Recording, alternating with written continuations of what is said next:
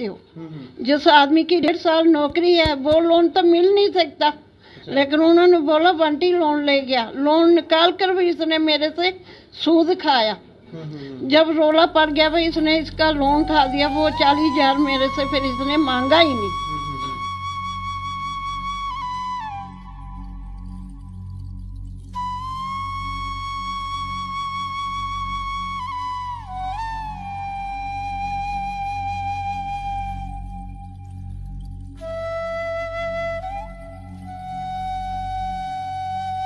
आपको तो हाथ कड़ी लगेगी, रात को लगाएंगे बैंक वाले आपको हाथ कड़ी।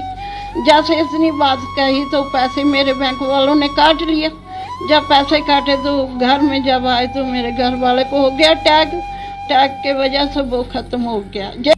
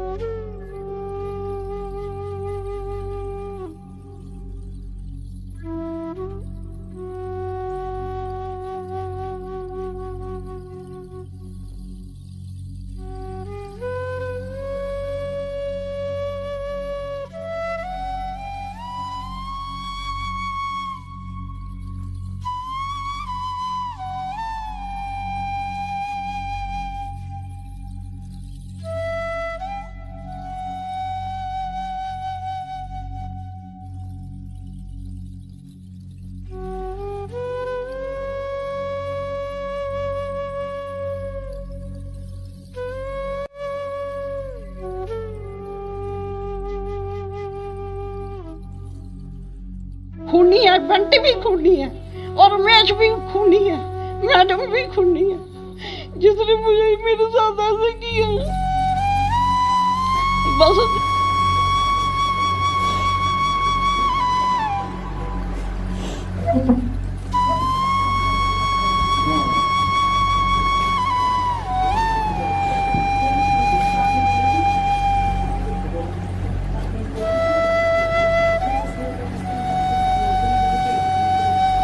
नमस्कार दोस्तों, मैं हूं दीपक सिंह, दैनिक क्षण समाचार से। आज बात करेंगे सफाई कर्मचारियों की, क्योंकि ये सफाई कर्मचारी जो हैं ये सुबह 4-5 बजे उठकर कार्य पर लग जाते हैं और इतनी मेहनत करते हैं हमने आज तक कभी किसी को नहीं देखा जितनी ये लोग करते हैं। और अपने हमारे पूरे शहर को ये लोग साफ रखते हैं। इसमें कई कर्मचारी ऐसे हैं जो अनपढ़ भी हैं, क्योंकि सफाई कर्मचारी कुछ अनपढ़ भी हैं, और इनके साथ कहीं ना कहीं फ्रॉड भी किया जाता है, क्योंकि अनपढ़ता का फ़ायदा भी उठाया जाता है। एक इसी तरह का फ्रॉड का केस आया है। हम नहीं जानते कि ये फ्रॉड है कि नहीं है, लेकिन ये जो केस है क्राइम ब्रांच इसकी इन्वेस्टिगेशन कर रही है। और ये फ्रॉड केस जो है जम्मू म्यूनसिपल कॉरपोरेशन का है। वहाँ पर एक महिला थी जो रिटायरमेंट से पहले उसके साथ को झोलझाल से उसके नाम से लोन ले लिया गया और उसको ठगा गया। उसको ऐसा लगता है कि ठगा गया। क्या है पूरा माजरा, क्या है पूरी कहानी, उसी की ज़ुबानी जानते हैं कि आखिर उसको किस तरह से चूना लगाया गया। मीना देवी, मीना जी नाम है इनका, ये हमारे साथ हैं। इनके साथ फ्रॉड हुआ है। अब ये फ्रॉड क्या है, क्या हुआ है इनके साथ, ये इन्हीं से जानते हैं। अच्छा मैम, मैं जानना चाह रहा हूँ क्या हुआ क्या आपके साथ सर्विस के दौरान? सर, जब नौकरी करते थे तो बैंक से हमें पे मिलती थी, लेकिन हमने बंटी से आधार लिए 40,000 ब्याज पे लिए थे। बंटी कौन? बंटी सुपरवाइजर है टोनाल का। आपने उनसे ब्याज पे पैसे लिए? पैसे लिए थे 40,000 ब्याज पे लिए थे और 8,000 देते थे, हम इसे ब्याज देते थे, सूद देते, ब्याज देते थे। और इसने मेरी कापी भी ले ली और कोरे कागज पे अंगूठे भी लगवा ली। तो जब चलते लोन से इसने लोन ले लिया। अच्छा। तो जब हमारी नौकरी, मुझे पता चला कि 1.5 साल हमारी नौकरी रह गई, तो हमने अपने बाबू से पूछा, दूसरे क्लर्क से पूछा कि बाबू हमारी कितनी नौकरी रहेगी। वो बोलता आपकी नौकरी 1.5 साल रहेगी। अच्छा। उसने क्या किया, हमारे साथ बैंक वाले से चले गए, मैडम से चली गए। बोलता मैडम जी इनकी नौकरी 1.5 साल है, तो लोन इनका कितना बोलती है, दोबारा बंटी ने इनका लोन निकाला 6 लाख और 15,000 लेकर वो चला गया। तो वो बोलता है इसकी तो ड्यूटी 1.5 साल रहेगी, वो कैसे इतना पैसे कहाँ से देगी। बोलते नहीं वो बंटी ले गया। अच्छा फिर जो किस्तें थी हमारी 14,000 और 600 रुपया हमारा काटा था। और जो बंटी था उसने क्या करना, मेरे से पहले ही तनख्वाही निकाल लेना, क्योंकि बैंक इसका सब इसके बैंक के घर जैसे थे, इनके सबसे बैंक के कर्मचारियों के साथ अच्छे संबंध थे। ये क्या बैंक के कैशियर थे, जो बैंक की मैडम है, इनसे इसकी बहुत बनती थी, हर बैंक इनसे करता था। तो बैंक में आप खुद नहीं गए थे लोन लेने के लिए, आपको पता ही नहीं? ना अंगूठे लोन के कागजों पर मैंने अंगूठे नहीं लगाए, और ना मैंने कोई गवाही देखा, ना मैंने अपनी सैलरी देखी जिस सैलरी पर इसने लोन लिया, और ना मुझे किसी ने बताया। मेरा लोन तो खुद चल रहा था, मैंने बोला यही लोन मेरा चल रहा है, लेकिन इसने 20 से मेरा लोन और निकाल कर 6 लाख कर गया 15,000। पहले भी लोन लिया था? पहले कितना लिया? उसमें चल रहा था लोन। पहले कितना लिया था? पहले का पता नहीं कितना था, लेकिन खत्म होने पर आया। दूसरी बार 6 लाख कितना? 15,000 इसने निकाला। अच्छा। इसके साथ लगा था रमेश और बैंक वाली लोन वाली मैडम जिसने से साइन करके दिए, शहजादा मैडम है एक, और जिसने कैशियर ने इसको पैसे दिए वो मैंने देखा भी नहीं है, और उसने देखा उसने दिया इसको लोन। नहीं तो बैंक वालों से कोई बातचीत हुई, उन्होंने बताया आपको कि कैसे लोन निकला है? आपने पूछा नहीं इनसे? मैंने मैडम से, फिर हमारे कलेक्टर ने पूछा कि आप लोन कैसे दे सकते हो, जिस आदमी की 1.5 साल नौकरी है वो लोन तो मिल नहीं सकता। लेकिन उन्होंने बोला बंटी लोन ले गया, लोन निकाल कर भी इसने मेरे से सूद खाया। जब रोला पड़ गया भाई इसने इसका लोन खा दिया, वो 40,000 मेरे से फिर इसने मांगा ही नहीं। फिर कापी पाड़ दी इसने कापी, वो जो मेरी अकाउंट पर मैंने नई कापी लेकर तनख्वाह लेते थे, लेकिन जब तक मेरी नौकरी रही वो किस्तें मेरी इन्होंने काट दी। अच्छा। जब हम पेंशन हो गए तो हम 18 में पेंशन हुए, जो मेरा पैसा 7.5 लाख मेरा आया, तो इसके साथ लग गया रमेश, पी फंड वाला रमेश है, ऊपर रहता है, वो ऊपर का क्लर्क है। उसको बोलता देखो भैया ये मीना कोई मेरे से मशवरा डालेगी बैंक में, आप ऐसे करो जो पैसा मिला इसका तो आप चलो बैंक में। और रमेश ने मेरे से कान में 1000 खा के वो पैसा तैयार किया था। तो रमेश ने ऐसा किया कि बैंक के साथ मिलके, और मैडम तो भाग गई ना, वो कैशियर रहा। इन्होंने क्या किया, वो जाकर मेरे पैसे वो जो 7.5 लाख था वहाँ कटा दिया। तो बस जैसे मेरे घर वाले ने इसके आगे हाथ जोड़े कि हमने बयाना दिए तो पैसे नहीं काटने, हम थोड़े थोड़े करके बैंक वालों को भी मुका देंगे। बोलता नहीं आपको तो हाथ कड़ी लगेगी, रात को लगाएंगे बैंक वाले आपको हाथ कड़ी। जैसे इतनी बात कही तो पैसे मेरे बैंक वालों ने काट लिया। जब पैसे काटे तो घर में जब आए तो मेरे घर वाले को हो गया टैग के वजह से वो ख़त्म हो गया। ये खूनी है, बंटी भी खूनी है और रमेश भी खूनी है, मैडम भी खूनी है, जिसने मुझे मेरे साथ ऐसे किया। बस जब नौकरी खत्म होगी तो हम भी चले। उसके बाद मुझे रमेश कहता नहीं आपको फिर 3, 4, 5 लाख मिलेगा, आपके पैसे आए हैं फिर दे देंगे ना। वो मुझे 4, 5 लाख मिला। जे रमेश की गलती है, उसने मेरे पैसे उधर काटे।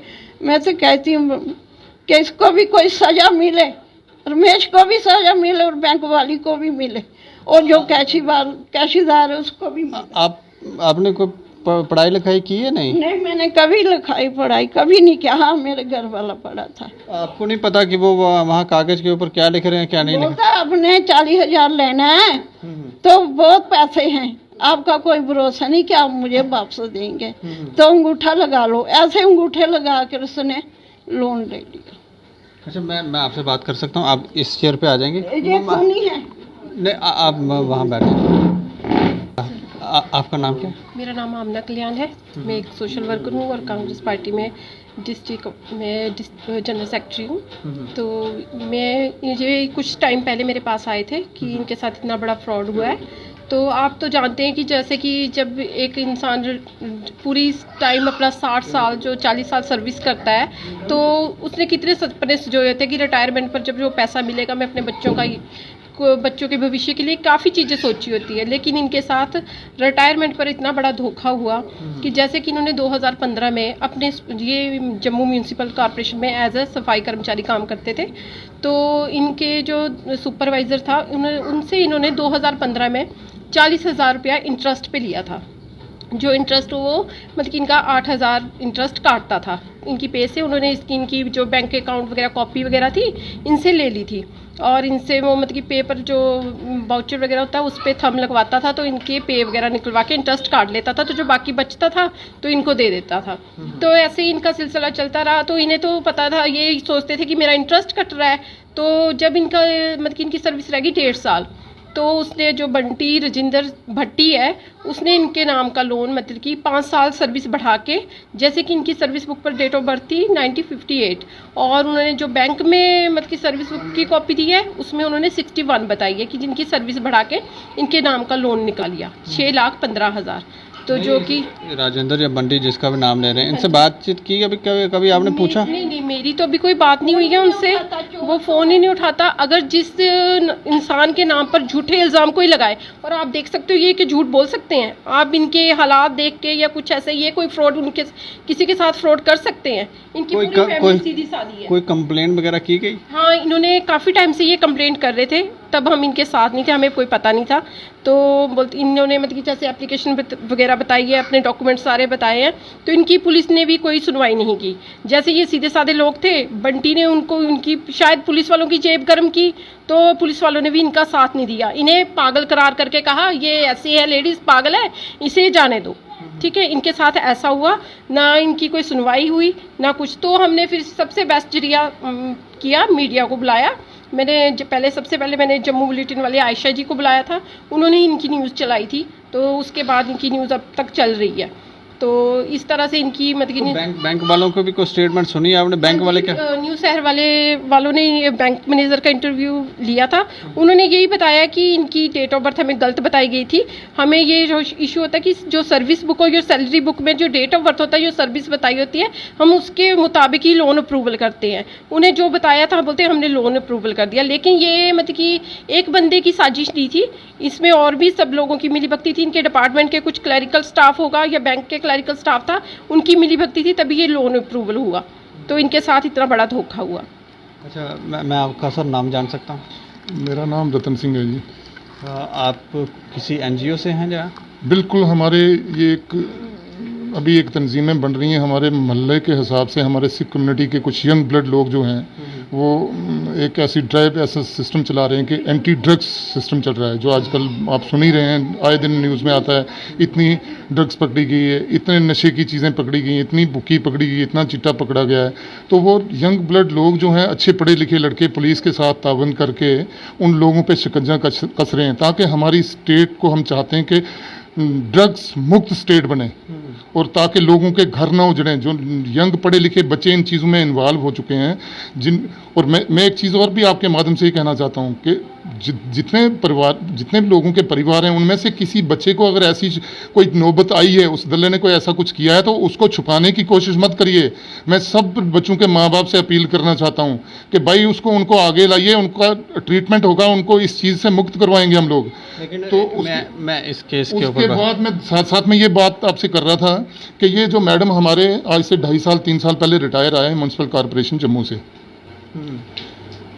बड़ी दुख की बात है कि ऐसी चीज़ें सुन के दुख लगता है कि एक आदमी गवर्नमेंट सर्विस ज्वाइन करता है किसी ऐसी पोजीशन पे कि जिससे उसकी रोटी रोजी चलती है, और उसने एक प्लान किया होता है कि मैंने आफ्टर रिटायरमेंट मैंने मकान बनाना है, घर बनाना है, अपने बच्चों का भविष्य देखना है। तो रिटायरमेंट पर उसके साथ ऐसा भेव हो, ऐसी हरकत हो कि उसकी आपने कंडीशन देख ली। देखो अब मैं क्या बयान करूँगा, बड़े दुख की बात है। वहाँ पर मैं फिर आपके माध्यम से एक रिक्वेस्ट करना चाहता हूँ मैडम म्यूनसिपल कमिश्नर को कि वहाँ पे बहुत बड़ा रैकेट चल रहा है। पिछले दिनों मैं एक और अपील करूँगा माननीय शेख शकील एडवोकेट साहब से, मेरे बड़े भाई हैं वो, उन्होंने पिछले दिनों इन म्यूनसिपल कॉरपोरेशन को नंगा किया था, पर अभी भी इन लोगों को शर्म नहीं है कि करोड़ों अरबों की संपत्ति उन्होंने मिट्टी के भाव में लोगों को अलॉट की है। भाई वो स्कैंडल नहीं है।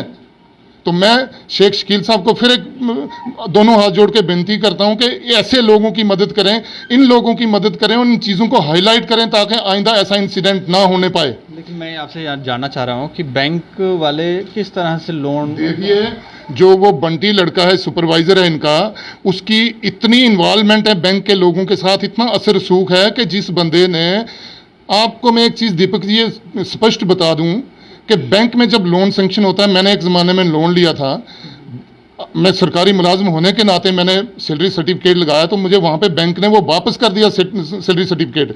उन्होंने कहा भैया आप उस पर अपनी date of birth, date of appointment और डेट ऑफ रिटायरमेंट लिखवा के लाइए। नंबर 1।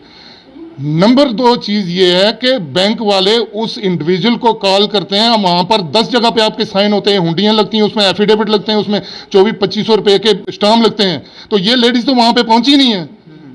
कैसे हुआ? How it can possible? ये कैसे हो सकता है? वो बैंक, वो दलाल बैंक मैनेजर गलत रॉन्ग स्टेटमेंट दे रहा है, उसको एक बार भी क्राइम ब्रांच ने कॉल नहीं करी, वहां पे दफ्तर में उसको हाजिर नहीं किया। ये आपने क्राइम ब्रांच में भी बिल्कुल मैं इनके साथ गया था, मैंने अप्रोच करी थी, और वो तो ऐसे बोल रहा है 2.5 साल में एक पीवी कंप्लीट नहीं हुई है, वो कौन सी इन्वेस्टिगेशन ये करेंगे? कल इतने बड़े बड़े स्कैंडल इनको दिए जा रहे हैं और वो पेंडिंग पड़े हुए। एक मानिए आप, एक पीवी प्रिलिमिनरी वेरिफिकेशन जो है 2.5 साल लगा, कईयों को करते हैं। जो इंक्वायरी अफसर है वो आज कह रहा है कि I am going to inquire the matter after the gap of 2.5 year. ये तो कोई बात नहीं बनी ना।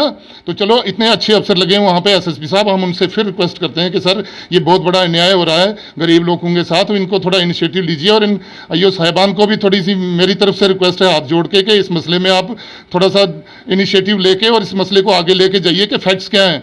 बैंक वालों की मिली भगत नहीं होगी तो कैसे हो सकता है? ये 40,000 के पीछे 6.5 लाख उसने निकाला, जबकि लेडीज बैंक में गई नहीं टिल रिटायरमेंट। और एक प्रोसीजर है गवर्नमेंट का कि जिसकी सर्विस 1.5 साल बची उसको लोन पे लोन मिल ही नहीं सकता है। वो पुराना लोन जो था उसकी भी 1 टाइम सेटलमेंट होती है। ये हद होगी, इतना इन गरीबों के साथ हो रहा है।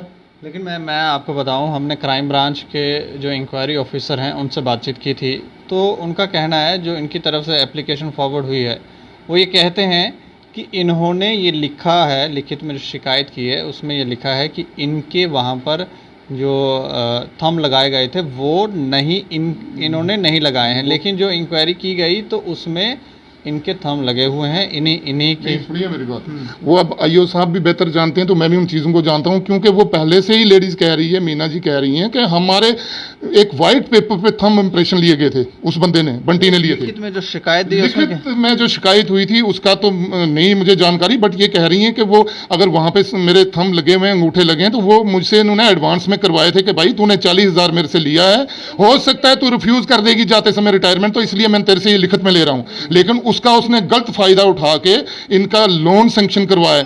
ये कैसे सर, दीपक सर, पॉसिबल हो सकता है कि एक मुलाजिम का लोन उसके बैंक में प्रेजेंस के बिना सैंक्शन हो गया? और फिर आईओ साहब कह रहे हैं आज तक 2.5 साल तक उसने ये इंक्वायरी नहीं इनिशिएट हुई, आज तक उससे कोई। लगभग कितने साल पहले आप कोई भी एम्प्लॉय अगर किसी को लोन के लिए फॉरवर्ड करना हो तो कितने साल उसकी सर्विस? 5 साल सर्विस बची होनी चाहिए, 5 साल, कम से कम 5 साल। तो इनकी 1.5 साल ही बची हुई थी। 1.5 साल बची हुई थी। फिर जब इनका सैलरी सर्टिफिकेट अगर वहां बैंक में पहुंचाया तो वो टम्परिंग कैसे हुई? उन्होंने कैसे एक्सेप्ट किया टम्परिंग सर्टिफिकेट कि इसकी डेट ऑफ बर्थ 58 थी और 61 कर दी उन्होंने। जो कैशियर है, जो पे क्लर्क है, जो अकाउंटेंट है इनका, उसने साइन करने हैं तो फिर डीडीओ साइन करेगा, हाँ जी इसकी डेट ऑफ बर्थ ये। वो कैसे हो सकता है? ये तो सामने धांधली लग रही है, 420 लग रहा है। ये इन्होंने फ्रॉड किया है, गरीब लेडीज को अनपढ़ समझ के उसका खून चूसा है इन्होंने। और मैं फिर इनको मैं कह रहा हूं, दोबारा मैं रिक्वेस्ट कर रहा हूं दोनों हाथ जोड़ के इन एजेंसीज को, plus as well as madam अपने कमिश्नर म्यूनसिपल कॉरपोरेशन जम्मू को, कि ऐसे हादसे हो रहे हैं। हमें बड़ा फेथ है, फ़ख्र है कि हमारे अफसर अच्छे इंटेलिजेंट अफसर हैं, लाइक अफसर हैं, लोगों के फेवरेबल काम करते हैं, लेकिन ऐसी चीज़ें ना होने पाएँ। और उसके बाद फिर हम प्रोटेस्ट भी करेंगे, उसके बाद हम राज्यपाल महोदय से भी अप्रोच करेंगे उसके बाद अगर ईश्वर ने चाहा तो हम दिल्ली तक अप्रोच करेंगे, प्रधानमंत्री तक भी अप्रोच करेंगे हम। लेकिन व्हाट नॉनसेंस, ये इतनी देर हो गई, एक लेडीज रो रही है जिसका हस्बैंड जिस दिन पेंशन आना था उसी दिन वो जब पता चला पैसे का 6 लाख 7 हड़प किया उन्होंने, उसको हार्ट अटैक हो गया, वो मर गया। उनके खिलाफ तो पर्चा लगना चाहिए 302 में, जिन लोगों ने ऐसा काम किया है। चलिए, शुक्रिया हमसे बातचीत थैंक यू, धन्यवाद। मैं आपका बहुत बहुत शुक्रिया करना चाहता हूं कि आप यहाँ आए और ऐसे मौजू पे, ऐसे हालात में, ऐसे मसलाजात में आप लोग आके इन चीज़ों को कवर करते हो और गरीबों को इंसाफ दिलाते हैं। मैं आपको सल्यूट करता हूं। Thank you, great.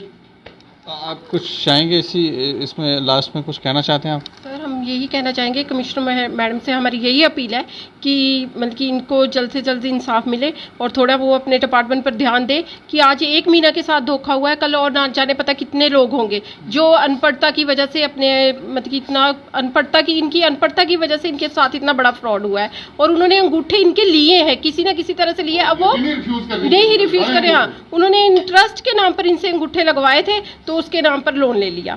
तो हम बस यही है, आपका शुक्रिया करना चाहेंगे जो आपने इतना कीमती समय निकाल कर इनका ये इंटरव्यू। शुक्रिया।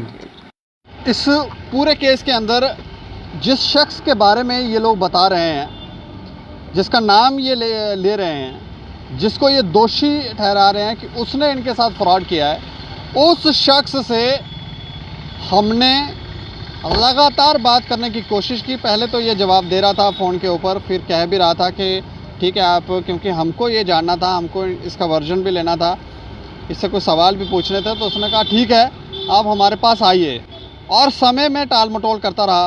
पहले बोला था कि मैं यहाँ हूँ, फिर बोल रहा था वहाँ आ जाना, फिर बोल रहा घर आ जाना, तो आधे घंटे में आ जाना, 15 मिनट में आ जाना, ऐसे ऐसे करते करते बाद में इसने फ़ोन अपना डाइवर्ट कर दिया और रीच आउट हो गया। अब इसके पीछे क्या कारण है ये तो हम नहीं जानते, लेकिन इस शख्स ने ऐसा किया है। दूसरा, बैंक ने जो लोन दिया है, क्योंकि हम बैंक के कर्मचारियों से भी जाकर मिले थे और हमने वहाँ पर, उन्होंने कुछ हमें चीज़ें दिखाई, जो प्रूफ दिखाए। उन्होंने कहा कि जो डेट ऑफ बर्थ सर्टिफिकेट लगाया गया है उसमें जो डेट ऑफ बर्थ है वो जो लगाई गई है उसके आधार पर बैंक की तरफ से लोन सेक्शन किया गया है।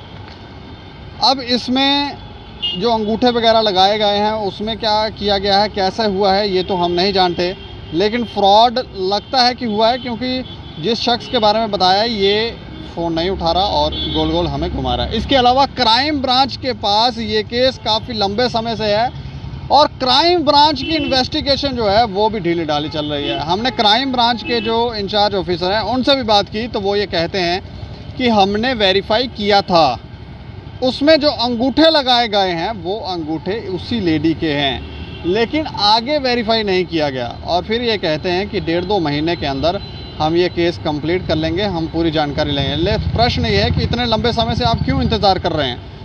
गरीब लोग, अनपढ़ लोग, उनको घर की परेशानियां हैं। एक केस में अगर 2-2, 3-3 साल लगेंगे तो कब ये लोगों को इंसाफ मिलेगा? लोगों के मन में शंका पैदा होती है। उसका एक कारण ये है कि टाइम पीरियड जो है वो ठीक नहीं है कार्य करने का। बाकी क्योंकि ये तो इन्वेस्टिगेशन का पार्ट है और इन्वेस्टिगेशन हम बताएं, जब से हमने कॉल वगैरह की है क्राइम ब्रांच को तो तब से इन्वेस्टिगेशन शुरू हो गई है और बैंक वालों को भी वापस से मांगा गया है कुछ प्रूफ वगैरह। लेकिन इसके ऊपर आप क्या देखते हैं, आप कैसे देखते हैं? इस पूरे मसले के ऊपर अपनी राय ज़रूर रखें और देखते रहें दैनिक क्षेत्र समाचार। मुझे और मेरे सहयोगी अरुण डोगरा को दें इजाज़त। नमस्कार।